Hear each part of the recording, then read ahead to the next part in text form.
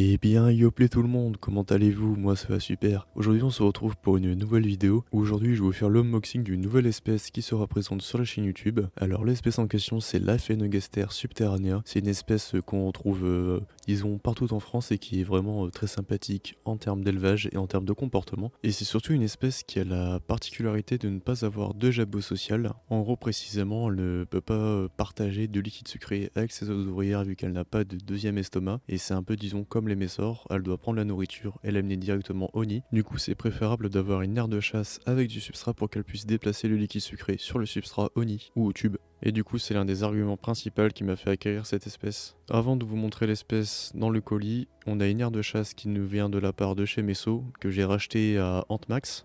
N'hésitez pas à aller voir sa chaîne qui se retrouvera dans la description. Du coup, c'est une aire de chasse en verre, ce qui est assez sympa pour le nettoyage et qui est aussi une dalle en pierre reconstituée avec une petite décoration qui est du coup pas à négliger et ce qui est plutôt cool à avoir dans une aire de chasse.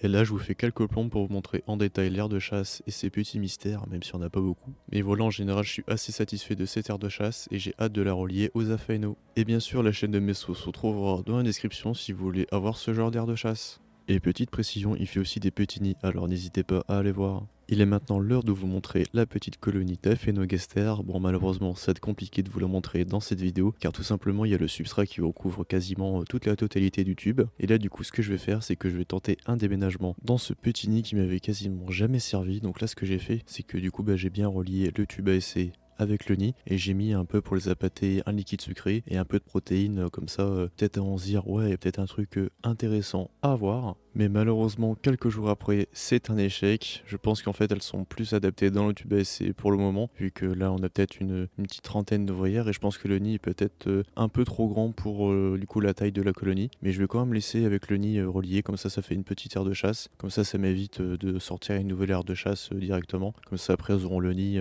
qui sera disponible quand elles auront le nombre d'ouvrières adapté. Alors je vais quand même vous donner quelques spécificités de l'espèce. C'est une espèce qui est monogyne. Pour la taille de la reine on est de 7 à 8 mm et pour les ouvrières de 3 à 5 mm. C'est une espèce qui va aussi ne pas faire de major, donc malheureusement si vous voulez les grosses espèces, je vous conseille de vous tourner par exemple chez les Messors Barbarus. Ou bien sûr vous avez quelques espèces de Componentus qui vont faire de big major, alors n'hésitez pas aussi à aller voir ce genre d'espèces. Sinon pour la diapose avec cette espèce, c'est comme toutes mes autres espèces comme les Lagius niger et les Componentus lateralis, c'est une diapose froide de 3 à 4 mois, de novembre à début mars, selon les températures du printemps. Et c'est une espèce qui est sème de juillet à août. Sinon je n'ai rien d'autre à dire de plus sur cette espèce, je pense qu'on arrive à la fin de cette petite vidéo unboxing. Alors si cette vidéo vous a plu, n'hésitez pas à mettre un pouce bleu à celle-ci, ça m'aide pour le référencement et du coup en général ça aide à développer la chaîne. Et n'hésitez pas à vous abonner pour suivre les prochaines vidéos et les aventures de cette petite Aphaeno. Allez sur ce, moi je vous laisse ici, allez salut tout le monde.